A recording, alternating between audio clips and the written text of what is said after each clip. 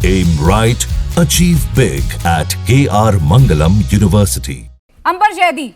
मैं अभी आपने हवाला दिया कोर्ट का, तो मैं आपको कोर्ट का ही एक वक्तव्य बताती हूँ। कोर्ट ने एक याचिका के जवाब में कहा था, अगर जोर जबरदस्ती से किसी का धर्मांतरण कराया जा रहा है तो यह राष्ट्रीय सुरक्षा के लिए भी खतरा है। बेशक,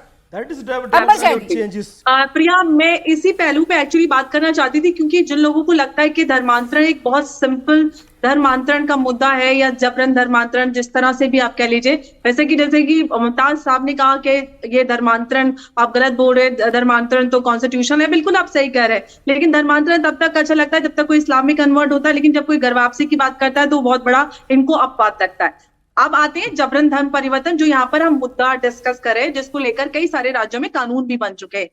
हम कई सारे सीमावर्ती राज्यों की बात करें, बल्कि कई सारे जो राज्य हैं उनकी हाई कोर्ट्स ने ये संज्ञान लिया और उन राज्य सरकारों को ये निर्देश दिए कि जो डेमोग्राफिक इम्बैलेंस है ये राष्ट्र सुरक्षा के लिए बहुत बड़ा खतरा बनता जा रहा है। कल्चरल इन्वेजन होता जा रहा है, कई सारे राज्यों की डेमोग्राफी इम्बैलेंस होती जा रही है। आप संज्ञान लें और इस मुद्दे पर ध्यान दें, क्योंकि धर्मांतरण सिर्फ ऐसा नहीं है कि हिंदू ज्यादा हो जाएंगे, मुसलमान ज्यादा हो जाएंगे या हिंदू कम हो जाएंगे। ये हमारी सुरक्षा जो है राष्ट्र की, उसके लिए बहुत बड़ा खतरा है। और ये धर्मांतरण, जबरन धर्मांतरण है, गज़वाए हिंद जो बड़ा डॉक्यूमेंट, जो मिशन 2047 था, ये उसका एक छोटा सा हिस्सा है, क्योंकि अलग अलग मीन्स एंड मेजर से भारत को तोड़ने की जो साजिश है, आप देखिए एक इच्छाधारी नाग होता है ना, वो अलग अलग रूप लेकर आता रहता है, लेकिन उस नाग का सर कुचलना बहुत जरूरी होता है। यहाँ पर बैठे लोग जो जिम्मेदार हैं, जो राजनीति पे सवाल उठा रहे हैं कि आपकी राजनीति में घर तोड़े जा रहे हैं,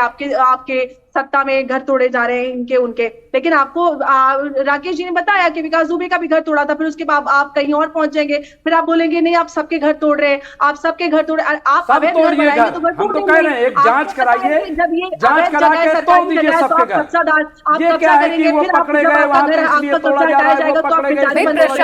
प्रशासन कर क्यों दे रहा है ना सर? प्रशासन तो कह रहा है कि हमने बकायदा नोटिस चस्पा की थी, तहसीलदार ने जाकर उस कोठी पे पहले नोटिस दिया, नहीं खाली हुआ, इसके बाद हुआ। प्रशासन को कह रहा है कि हमने जांच की, सरकारी जमीन पर घर बनाए, उनको पकड़ लिया, वो मामला ठीक है,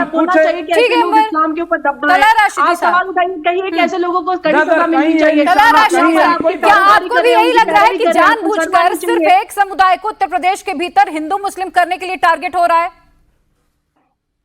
देखिए, जो सरकार की कार्यशैली है, इनके नेताओं के जो बयान है, इनके जो मंत्रियों के बयानात हैं और जो जिस तरह का माहौल बनाया है, इससे स्पष्ट है कि एक